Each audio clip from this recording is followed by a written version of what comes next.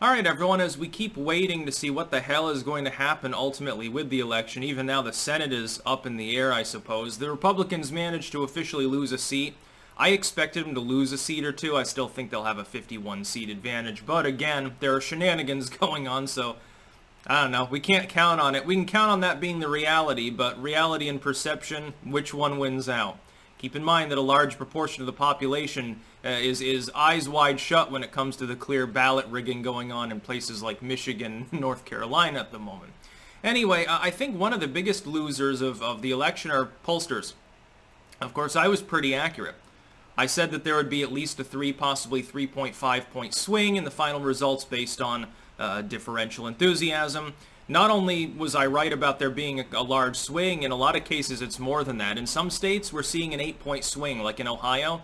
If you look at it, it's interesting, by the way, the polls are magically the most accurate in the states that are still tabulating the votes as we speak. Another statistical anomaly that we're not supposed to talk about because it's a QAnon conspiracy theory or whatever they're saying it is these days. Anyway, in some of these states we're seeing anywhere from 3 to 8-point swings, usually towards Trump. This was expected, and it's not universal. There are a couple of states, actually, I believe, that Trump came in a bit behind expectations. But if you look at certainly Ohio, Iowa, places like that, Ohio was supposed to be a 50-50 squeaker, and Trump is won by almost 8 points. So ultimately, the polls at this point, I think what happened is sampling bias. I think that they assumed that there would be considerably more, that there were simply too many Democrats in the samples to gauge for enthusiasm. Now, this can be difficult. It would be better, it would be much more accurate in polling. Here's how you get accurate polling. First, poll people in as unbiased a way as possible, with as large and broad a sample as possible in a state, in a nation, whatever, for enthusiasm.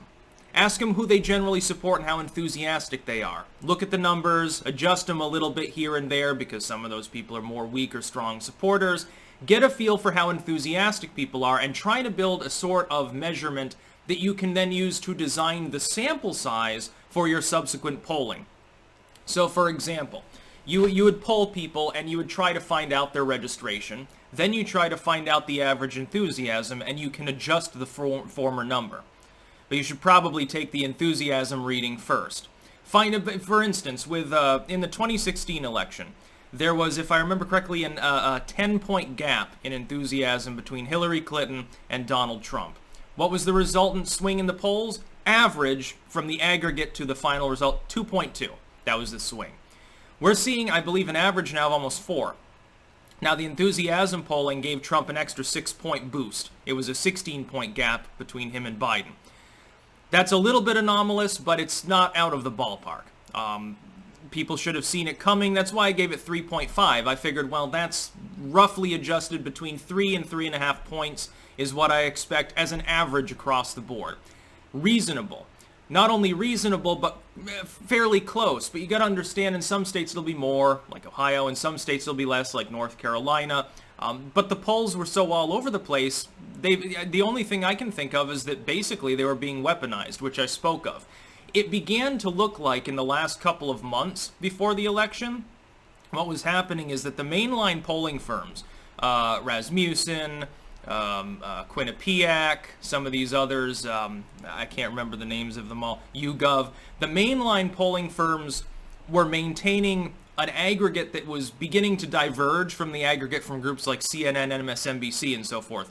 The big media polls and the more partisan polls began to show Biden taking off and skyrocketing and Trump in a slump. The mainline polls showed stability.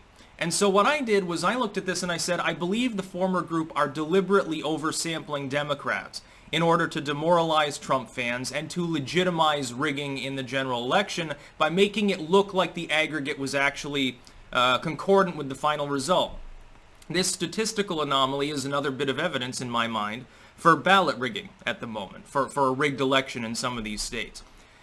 If I look at Ohio, Iowa, the states that came in before and have already tabulated the results, I'm getting a totally different aggregated amount of enthusiasm, of turnout for the two candidates, of the results in general, the comparison between the final polling results, for which you had a lot of data points, and especially, again, from these more mainline firms, between the final result and the polling results. The aggregate looks totally different than the one that you get if you just tabulate the late coming states that are still tabulating the results of the election. I don't think that can be explained by random chance.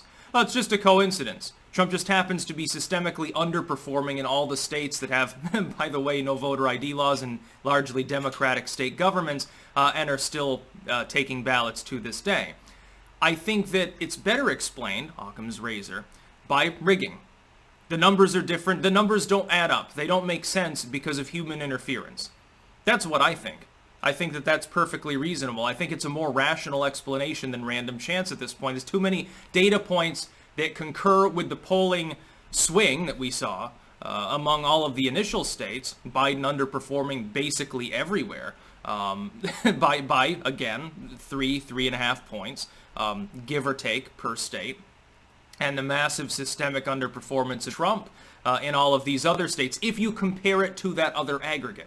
Not compared to the polling, because keep in mind the polling was wrong. There he'd still be outperforming, but it would be by a much smaller aggregated total. It would be much closer than in all of the other states if you aggregate them. I am sorry, my friend, but I can't accept the election results when they deviate that much from standard statistical knowledge. It doesn't make sense. Literally, in a numeric situation, you shouldn't see that discrepancy.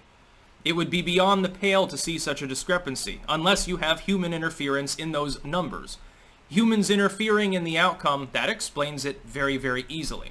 But regardless, the political polls at the bare minimum were oversampling Democrats across the board.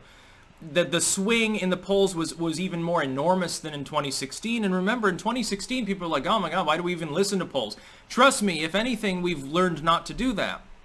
Unless you're fixing for enthusiasm and you have no predatory polls that are deliberately over or undersampling a group or skewing and cherry-picking their data, if you had fair polling, that would be one thing, but even then you'd have to adjust for enthusiasm, which is something, to my knowledge, that none of these polling firms other than Rasmussen, which once again was the most accurate in many of these states, which is hysterical, does. I don't believe that there's any other group. I think YouGov might, if I remember correctly.